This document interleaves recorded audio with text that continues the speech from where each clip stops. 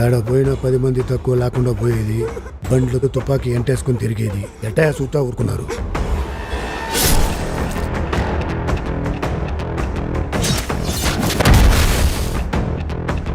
వాడి తల తీసుకొచ్చుంటే ఇంకా సంతోషపడేదా.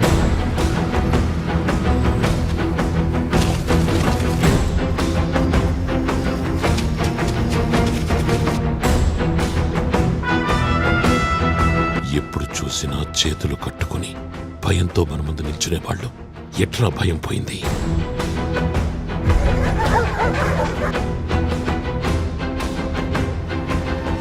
మనకు కావాల్సింది ఎవడైనా ఇచ్చిస్తాడు, మనే కొట్టి తీసుకోవాలి కదా నాయనా.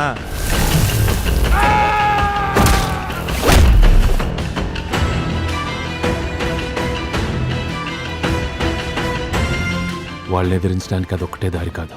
మన దగ్గర భూమి ఉంటే తీసేసుకుంటారు, డబ్బుంటే లాగేసుకుంటారు, కానీ చదువునొక్కటి మాత్రం మన దగ్గర నుంచి ఎవ్వరు తీసుకోలేరు చిన్నప్ప.